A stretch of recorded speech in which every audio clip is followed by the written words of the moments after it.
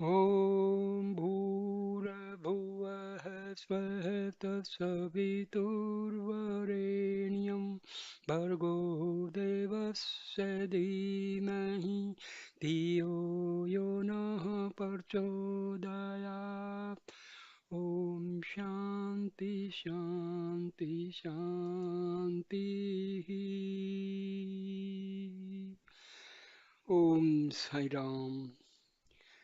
My dear Sai devotees, today, with the permission of Bhagwan Sri Sathya Sai Baba, I am starting a new series of videos on the Sai Gita.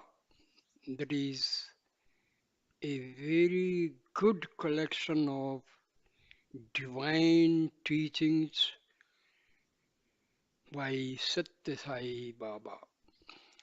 I will start from the first part of Sai Gita, that is path of devotion. This is the first part. It is in three parts. First part is path of devotion. Second part is path of wisdom. And third part is path of action. So I will start from the first, that is path of devotion, and also prior to that, how this Gita came into existence. That is a very interesting story behind the existence of this Sai Gita. This is written by Mr. Ducker. So I start on Sai. I would I would like to give you, dear reader, some background on how this book came about. In August and September of 1984, there were extensive riots in South India. There were shootings not far from Sai Baba's ashram, and the ashram gates were locked. Armed soldiers were patrolling outside and escorting the college students into the ashram for the evening meetings. For 34 days, during the height of tension, Sai Baba spoke in daily discourses to the students on the Gita. He spoke in Telugu, his native language. These talks form the chapters of this book. Mr. Tucker says, I was living in Baba's ashram at the time and teaching in his university. With Baba's permission, I used these powerful Gita teachings over the years as the basis for my scheduled talks to visitors who came to the ashram from all over the world. It has been my good fortune to work with this material now for almost 9 years. Every moment spent on it has brought new light and depth of understanding, and as happened to many others, these teachings have unalterably transformed my life. 5 years ago, I had the chance to publish this Gita in India from the edited translations of Baba's talks. 12,000 copies in English were printed and distributed, and translations were published in a number of European and Asian languages.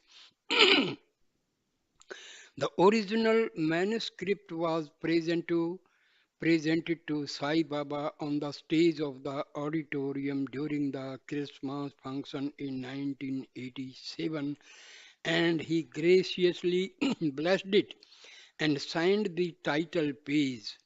That work contained extensive Sanskrit phrases and references to traditional Indian themes which were familiar to Indian devotees. In the intervening years, the Indian English edition has gone out of print, with the intention of making these teachings widely available without need for the reader to have an extensive background in Sanskrit or Indian philosophy or prior knowledge of the characters and stories that fill Baba's talks. This book was prepared in the present edition. Here, the majority of Sanskrit terms have been deleted and incorporated in their English equivalents into the body of the text.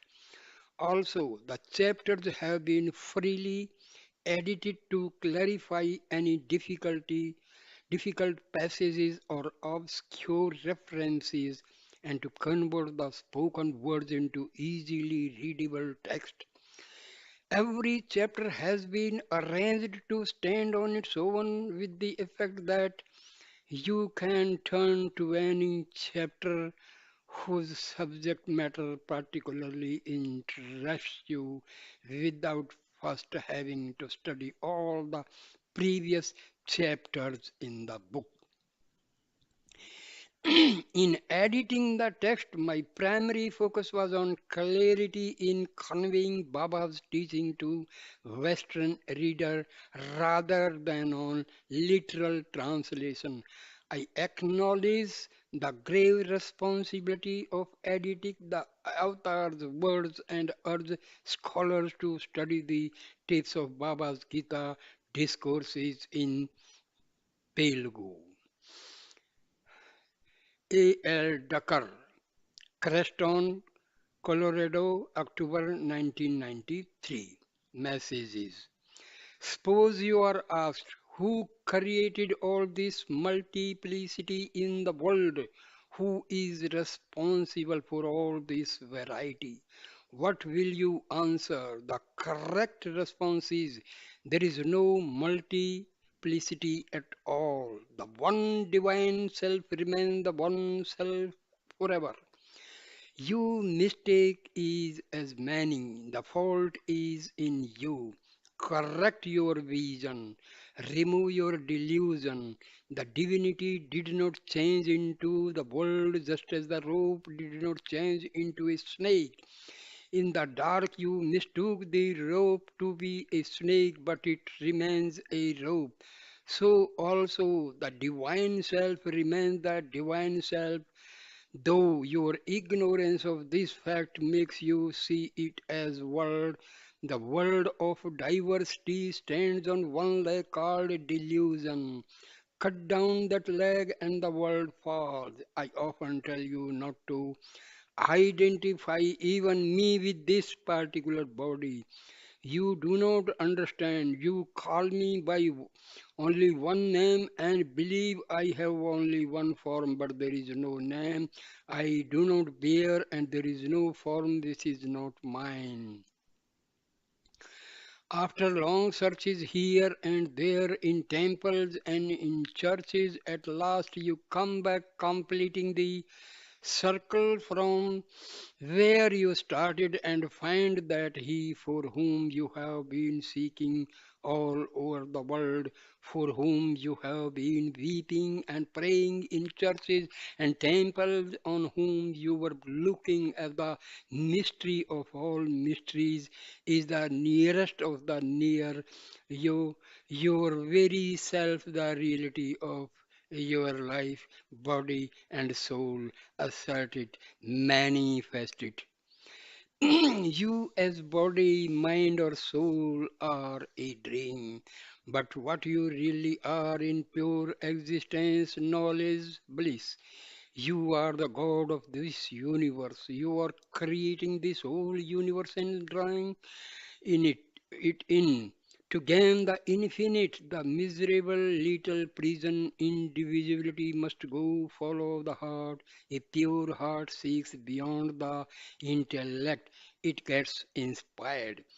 Within you is the real happiness. Within you is the mighty ocean of nectar divine.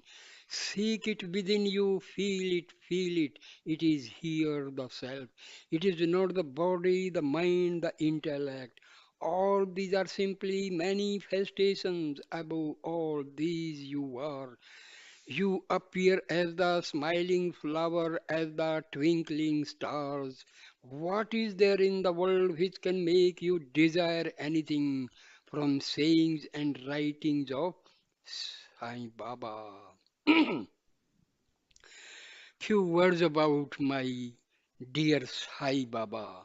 For the countless millions of devotees who have come into his fold, Sai Baba is the avatar of this age. He is revered as the incarnation of the full power of divinity. Such an auspicious advent has not occurred since ancient days when the divinity came into human form 5,000 years ago in another major age of mankind. Then he came as Krishna to enact the role of avatar of that particular age. Now the divinity has come again in the role of world teacher to guide and uplift mankind at this present critical time in human history. Just as sweetness cannot be understood through words alone but must be experienced directly through the taste, so also the Sai phenomenon cannot be understood by merely reading about him or studying his words or even experiencing him firsthand. His truth can be known only by fully living his teachings and practicing them in every thought, word, and action of daily life. By transforming our lives in this way, we discover our own truth. This is the rarest of all jewels, and this avatar has come to bestow on us. It is the deeper message of the mission for which he has incarnated, namely that the divinity appears among us in order to remind us of our divinity. I know who I am, he says. I have come to help you to realize who you are. In a sense, we are no less than He. We are God incarnate. That is the principal teaching of His Gita. He has come as a guide to help us realize our truth and return mankind to its divine source. The three incarnations of Sai, like Allah of the Muslims or Yahweh of the Jews or divine father of the Christians or the Buddha, nature of the Buddhist or Ahura Mazda of the Parsis or the supreme self of the Vedantins or the great spirit of the Native Americans. Sai Baba is a name for the omnipresent supreme reality which in most religions is known as God. The one divinity takes on countless names and manifests itself in countless forms. It has chosen a 250 years period beginning in the early 19th century to manifest successively in three human forms as avatar for this Kali age to restore righteousness to floundering humanity. All three of these incarnations are called Sai Baba, which means Divine Mother Father. The present Sai Baba, born in 1926, is the second in a succession of three incarnations of the Sai Avatar. He is known as Sathya Sai Baba. The first incarnation was Shirdi Sai Baba, who left his mortal body 8 years earlier in 1918. Shirdi Sai Baba lived his life exemplifying the unity of God and the brotherhood of man by ministering to both the Hindu and Muslim communities of central India, each of which claimed him as their own. For many years, he would spend alternate days living in a Hindu temple and in a Muslim mosque. The Sai avatar will remain in the present Satya Sai form until his mid 90s, well into the 21st century. Then, shortly after leaving his physical body, he will be born again in the south of India, appearing as the third and final incarnation. At the time, he will be known as Prema Sai Baba and will complete the mission of the Sai Avatar to end this Kali age and usher in the golden age for mankind. Sai Baba's ashram Prashanti Nilayam. Sathya Sai Baba took birth in the little out of the way hamlet of Puttaparthi in the south of India near Bangalore. Now a modern township has sprung up there called Prashanti Nilayam, the abode of ultimate peace, which is his main ashram. It provides accommodation for thousands of pilgrims from all over India and from all parts of the globe who come to experience Sai Baba's daily public contacts with the devotees and private interviews for those who are fortunate to be chosen. The ashram houses a comprehensive educational complex where students come from all parts of India and abroad to live and study together. Small children can come into the residential program starting at the age of 5 in the primary school, then go on to the high school, college, and university levels, and finally on to the postgraduate and doctoral levels to complete their education 20 years later. The Sai educational system with campuses in various states of India is wholly non denominational and completely cost free. All the educational cost for thousands of students are borne directly by the Sathya Sai Baba Trust. Also at Prashanti Nilayam is the central headquarters for the worldwide network of science service organizations engaged in a wide range of community service projects and in bringing educational in human values into government and private school system throughout the world. Recently, the largest specialty hospital in Asia was inaugurated inaugurated at the ashram. Here, patients, no matter how poor, can come from all over the globe for open heart surgery. They stay at the hospital with no charge for doctors, medicine, hospital service, food, or room. Sai Baba, the human being and the God man. The hub of all this activity is Sai Baba, who from his earliest days has attracted large number of people to him through his unique personal presence. He can only be described as the personification of pure selfless love, the embodiment of perfect peace and bliss, the essence of all goodness. He manifests every noble human quality that mankind admires, and he incorporates every divine quality that is characteristic of the avatar. He has the full power of nature in his hand. He has all knowledge at his command. He knows the past, present, and future of everyone who comes to him. He manifests himself in many parts of the world for the sake of his devotees. These characteristics, namely omnipotence, omniscience, and omnipresence, are the mark of a full incarnation of the divinity. In his teachings, he befriends all faiths and emphasizes the unity of all religions in the oneness of divinity.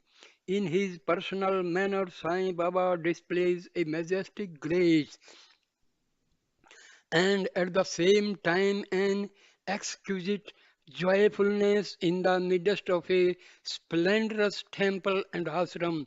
He lives in a small, simple room and maintains an austere lifestyle, completely committing his time from early morning to late at night to ministering to the needs of those who come to him.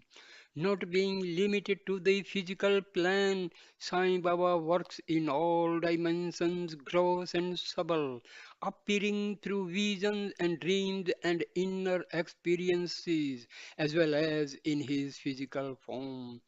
as the divine teacher guiding the spiritual unfoldment of his devotees. He inspires from within and directs from without. He illuminates the heart and transforms the mind and reveals the greatest of all treasures, the immortal Atma, the universal self abiding in every heart. The Sai Advent. These 2.5 centuries encompassing the Sai Advent are a unique time of great spiritual significance in the history of the world. During this period, many saints and sages are also appearing on the earth in order to advance the divine mission of revitalizing spiritual values and reversing the present downward trend of moral degeneration which is engulfing the world. In the millennia to come, generations will look back with great awe at those of us who lived during this sacred time, much as we might look back at those fortunate ones in other ages who were the contemporaries of Rama or Krishna or of Moses, Jesus, and Buddha, Muhammad, or Zoroaster, who had the unique chance to experience their sacred presence directly. Very rarely in the long span of human existence has the divinity taken a human form on earth and allowed itself to be widely recognized by many. And even more rarely has the divinity come in all its fullness and glory as avatar of the age, as is true today in the form of Sai Baba.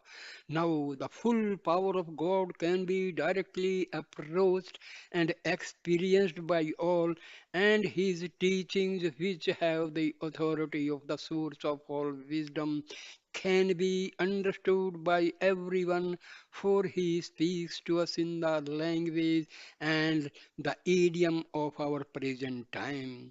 Introduction to the Gita. See, I am giving spiritual videos. Today I was just sitting and suddenly from my inner core of heart came a message. Please, why don't you make videos on Sathya Sai Baba's Gita? So dear Sai devotees, please bear with me and try to listen carefully. Now I'm starting the introduction to the Gita. Gita means song, but the Gita is no ordinary song. It is the divine song of emancipation. It is given by God to free us of the illusions that have kept us bound. The Gita celebrates our highest truth, the Atma. Atma means self, but Atma also means God. Atma is our God self, our true self. And since God is always one, Atma is the one true self of everyone and everything. Illusion makes it appear as the many. Our destiny is to dispel the clouds of illusion so that our truth is revealed and the Atma is realized. That is self knowledge. When self knowledge comes, the illusion of separate beings and separate objects goes and is replaced by unity consciousness. Self knowledge is the only knowledge that has truly eternal and lasting value, for it enables us to transcend all the limitation of time and space and be immersed in the bliss of the Atma. See, we use the terms self, consciousness, Atma, soul. The, these words indicate same power, divine power, that is our Atma. We call it self, Atma, soul. So all indicates that is our reality, our real nature. Atma is omniscient, omnipresent, omnipotent. Atma is Ajanma, Azar, Amar. Atma does not take birth, does not die. It is forever.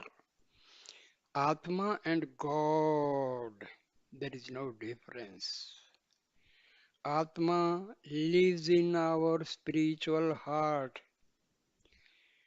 Atma is infinite. That spiritual heart is nothing but Atma only. So Atma is infinite, God is infinite, Hriday is infinite. So these terms indicate the same omnipotent power.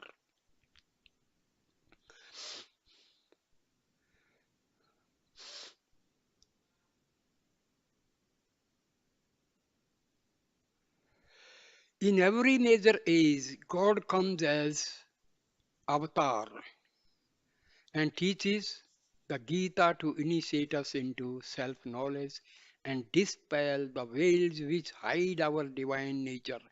5,000 years ago, God came as Krishna to render the song of truth at a time of great moral decline. At the time, he gave the Gita in order to rescue Arjuna and through him all of mankind from the fog of illusion and attachment. In this age, he has come again as Sai Baba to give this sacred teaching at another time of great turmoil and deteriorating values. The malady he is treating is the same, and the remedy he prescribes is also the same, stemming from the same ancient wisdom. But being the very source of eternal wisdom, he knows how to transmit it in a way which makes it come alive today and be meaningful in this present age. In his Gita teachings, Baba shows us how to transcend the false perception of our senses and mind, which constantly support the illusion of separate existence. Step by step, he directs us into the inner path to discover who we truly are. When all illusion is stripped away, we realize that we are not these bodies and the personalities. We are not separate, being individualized into name and form. The truth is, and he emphasized it over and over again, that we are not different from God.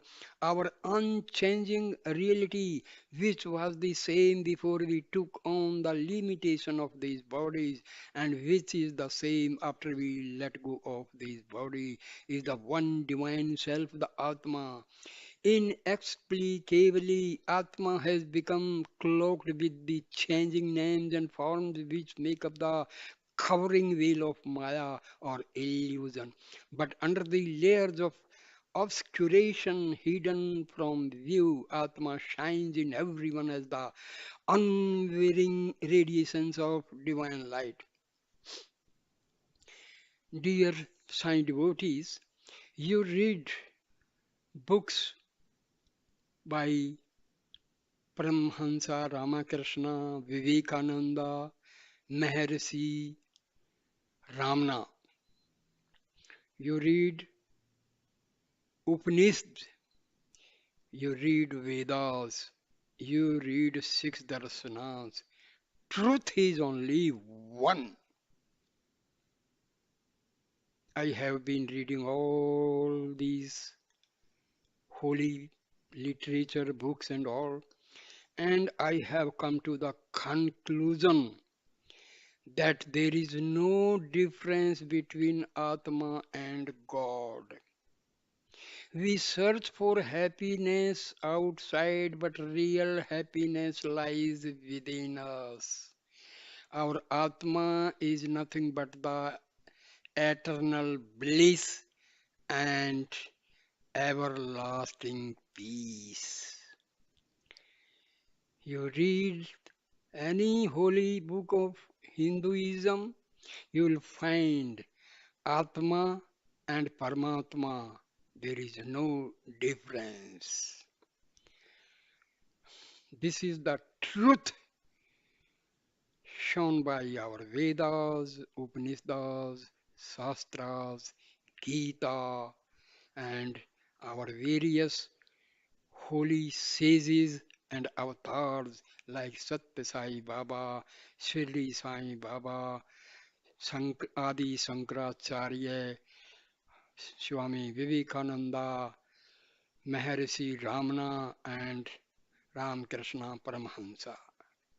So this is the beauty. Names are different, forms are different, times are different, but the theme is the same.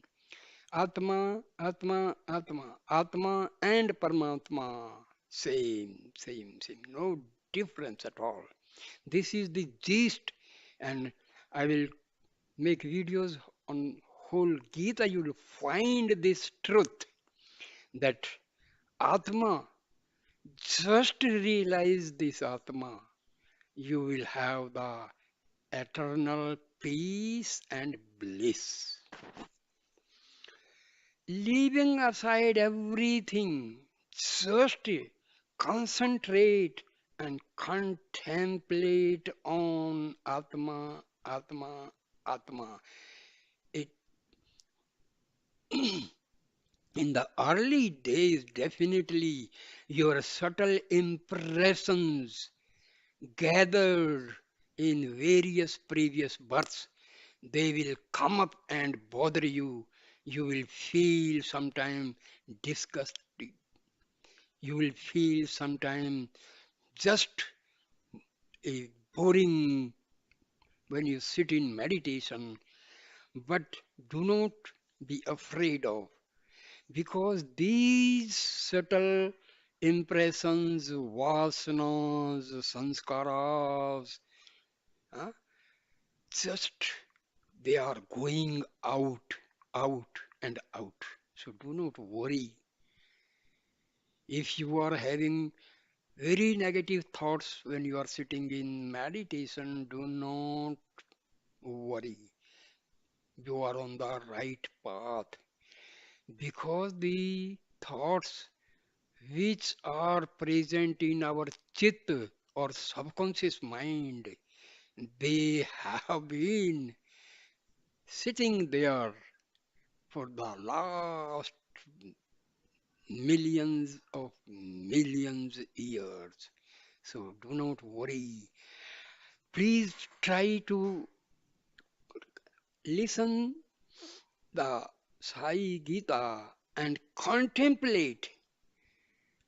That is the most important point, and you will enjoy. You will have the real happiness. To realize this requires a purification of consciousness until only pure awareness, unbefogged by illusory mind stuff remains. Baba tells us. See, dear Sai devotees, we talk about mind, we talk about ego, we talk about Atma, we talk about Brahman, Paramatma. See, in this world, our day to day working depends upon our ego and mind. Ego controls this mind, and we do all our worldly tasks. Atma is remaining simply as a witness. Another great thing I tell you, all our actions of day to day life are controlled by prarabdha. Prarabdha, the karmas which are stored in our chitta, and time has come for their fulfillment. These prarabdhas are the karmas which will take the form of practicality. We will be facing our prarabdha, but if you do meditation, concentrate on your deity, Rama, Krishna, Sai Baba, or Shiva, Vishnu, as you wish, even Christ, Muhammad, any deity whom you are having the faith. So, this will help. And another great thing I tell you, people they talk about controlling the mind. My dear friend, first thing we should know what is mind. Mind is nothing but the continuity of thoughts arising from the soul. Every now and then the thoughts are arising from the soul. And the main thought is, I am the body. This is the basic thought arising out of Atma. And this is very subtle. Without our knowledge, this is always, arising from our. All other thoughts, they follow this basic thought. I am the body is the first thought, and rest all thoughts follow this basic thought. So, our mind is a temporary phenomenon. In actuality, it does not exist at all. And it is, you can say, the part of Atma.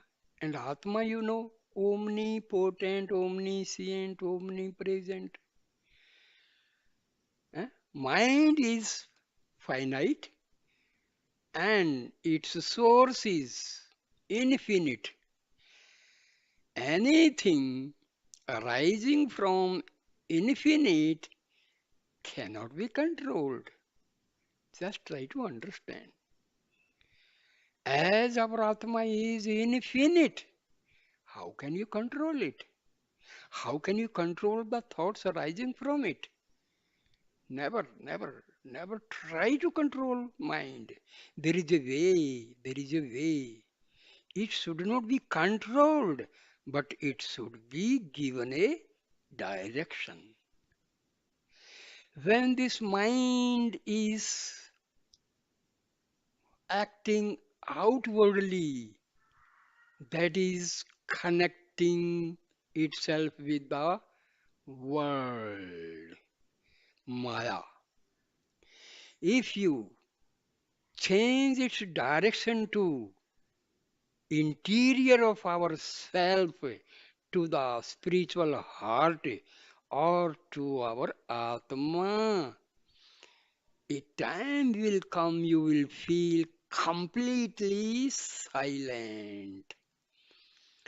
So, for realization of Atma, this mind has to be weakened. There is another term, ego. I am the body.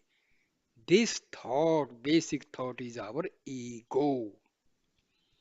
Instead of realizing the real Atma, we are completely depending upon the false I.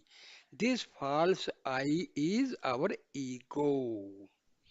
This controls the thoughts. Our day to day working is controlled by our ego. I am so and so. I am Rama. I am Peter. I am Slim. So, this I is our ego. And this is acting as a veil for our Atma. Mind and ego, they are acting as veil. They are covering the reality of every human being.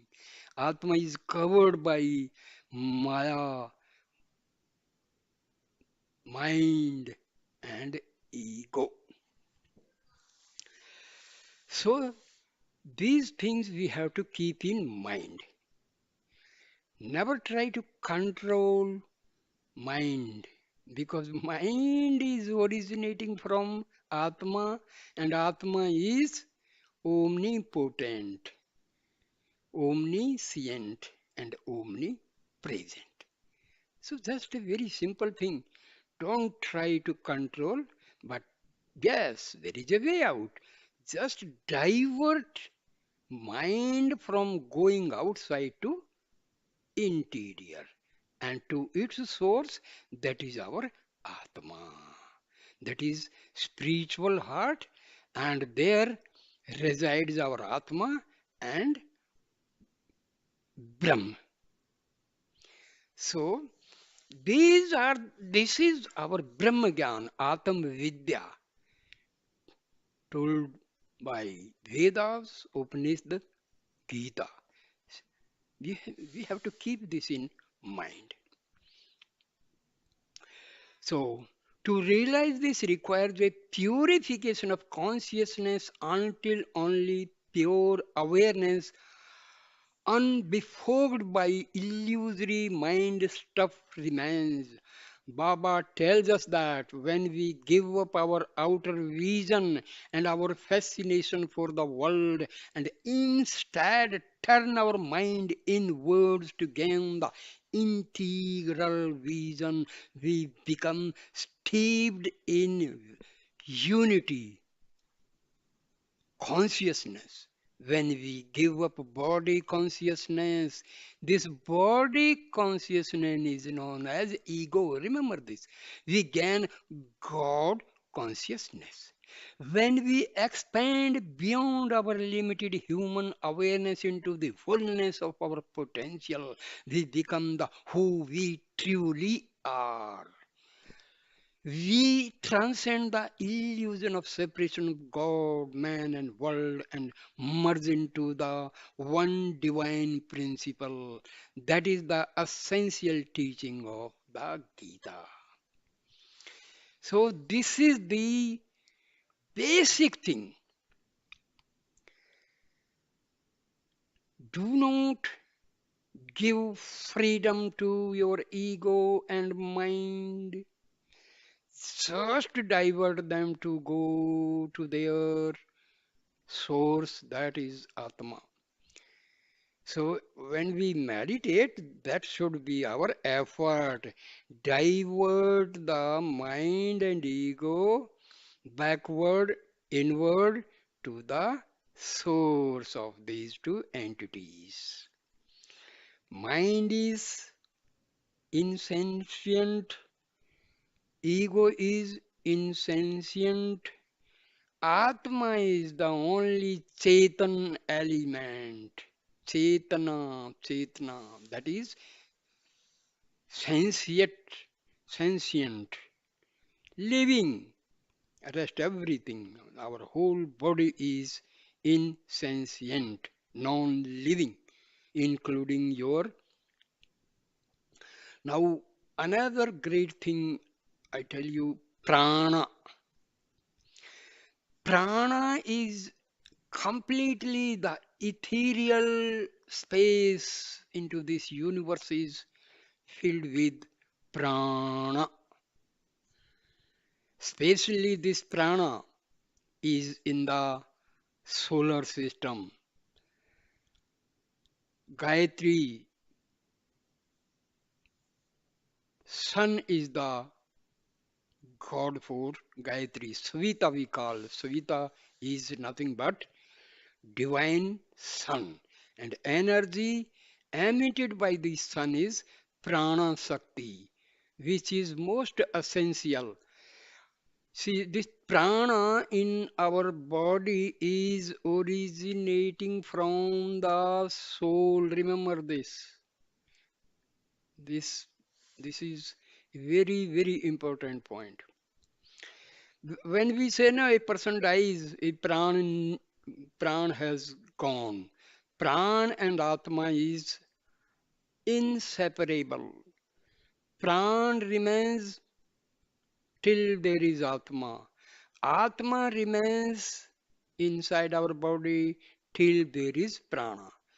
Both exist together. So these things we have to keep in mind. Our see Brahma Vidya of Hinduism is the most easiest, provided it should be understood in the correct way. That is the because in our Upanishad, our this all holy books, our sages, they used to have some sort of examples, analogy. So in Sanskrit or Hindi, we call it as alankar, just for making the other people understand the facts, So they take the help of some examples. Now, take for example, Shiv and Parvati. Example.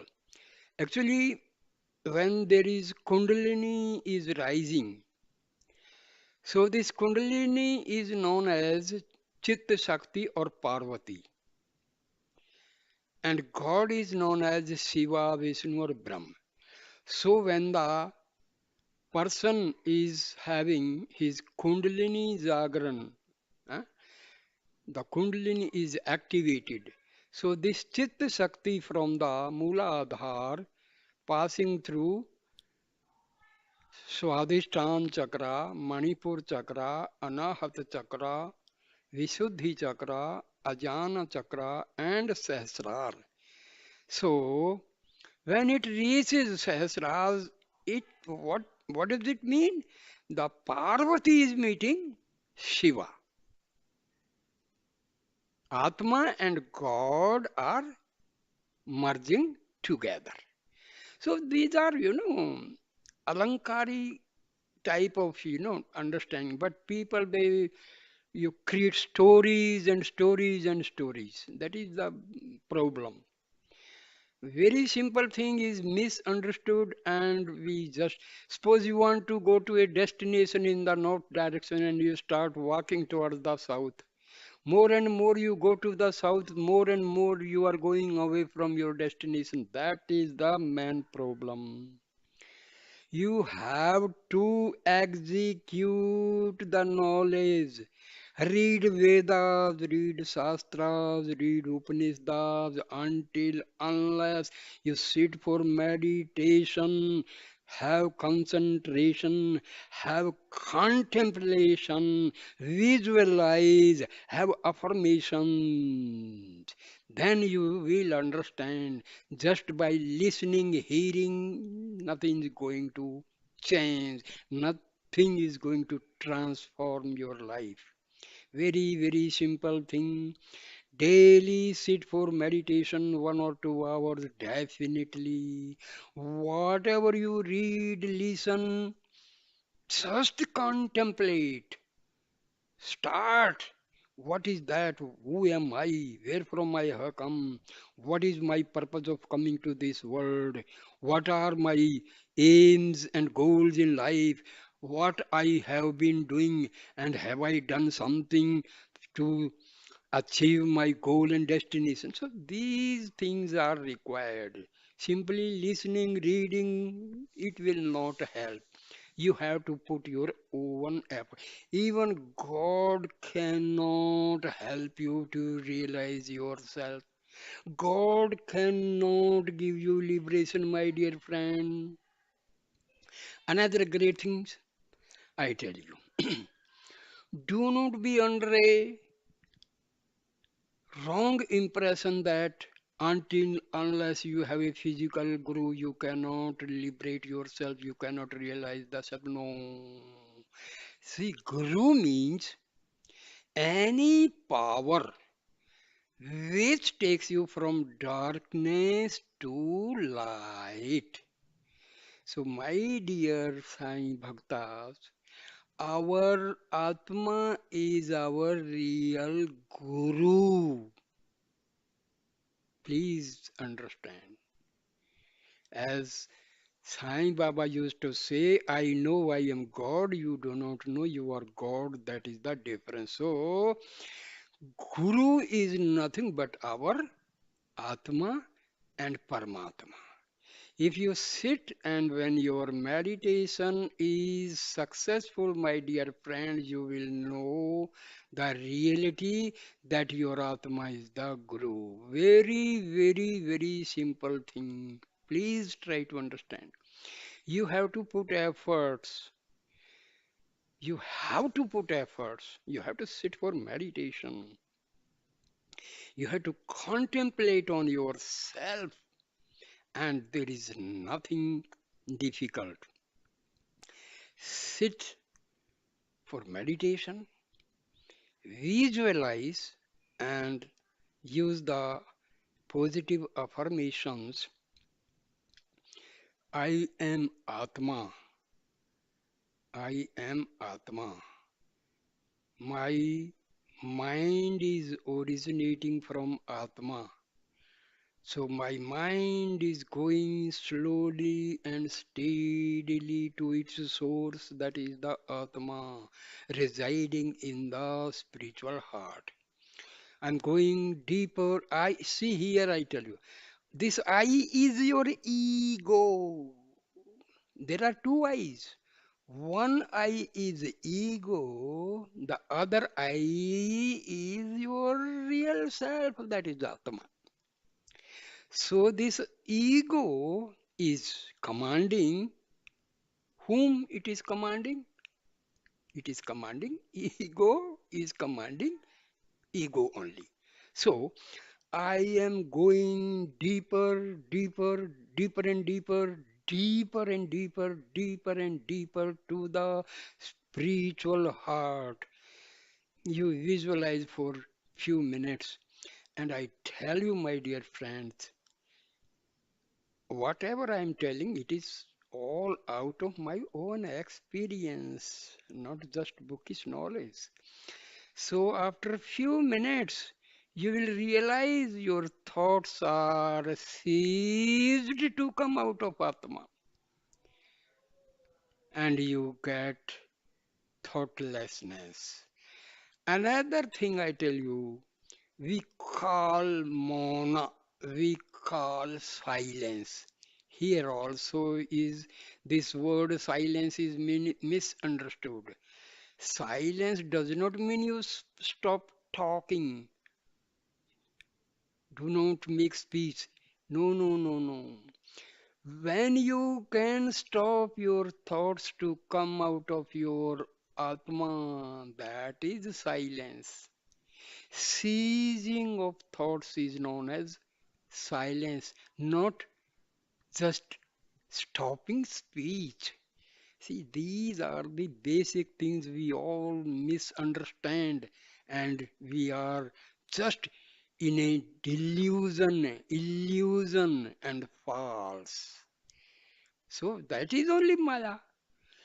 If we are taking unreality as a reality, try to understand.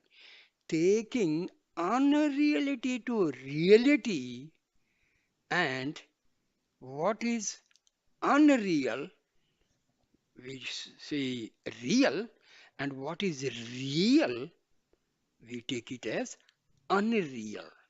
See, spirituality is completely subtle, no visible phenomenon. That is bit difficult. But if you have the clear conception of each and every name, every word, every sentence, every teaching, then there is no problem. So make sure your Atma is your real Guru. Real guru. Atma is your real guru. Your mind is temporary, non existent. Your ego is temporary, non existent, non existent completely. This is a fact. And this you can realize within a very, very short period, provided you have these facts completely in the diary of your understanding. Understand. So do not be. So you'll find when we are going in various chapters of Sai Gita, you will understand what I'm telling now in advance. Just why I'm telling these things, because they will be acting as guiding factors. They will be guiding you. They will help you to reach the destination. So now,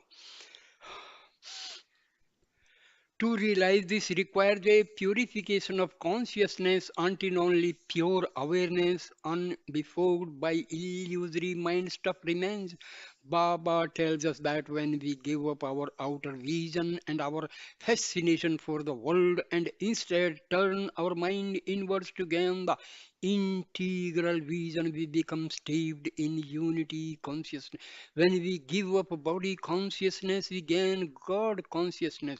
When we expand beyond our limited human awareness into the fullness of our potential, we become a who we truly are. We transcend the illusion of separation of God, man, and world and merge into the one divine principle that is the essential teaching of the Gita. Dear friends, Sai Baba will be happy provided you follow his teachings. Please try to understand.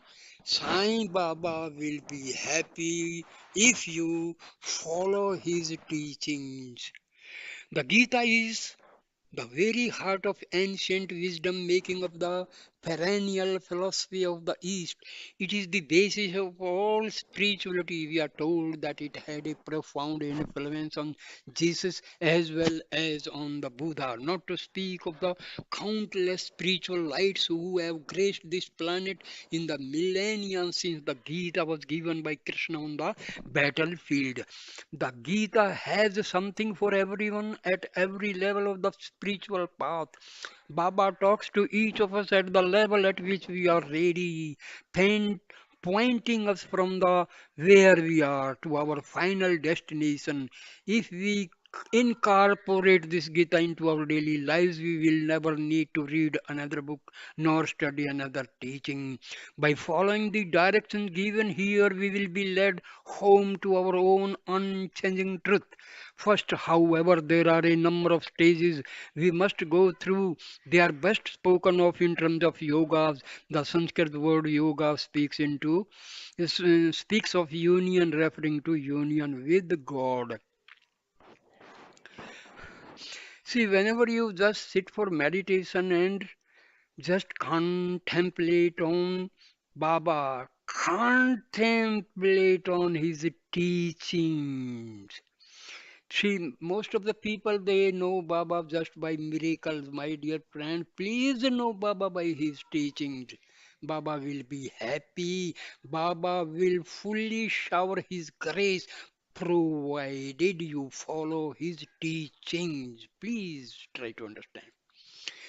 There are three principal yogas which Baba takes up here. They are Karma Yoga, the path of selfless service, Bhakti Yoga, the path of devotion, wherein we see the divinity in everything we see, and Jnana Yoga, the path of wisdom, the culmination of the spiritual journey wherein we dwell constantly on our highest truth. These yogas are the soap which purifies us and spreads away the layers of unreality that have covered the Atma.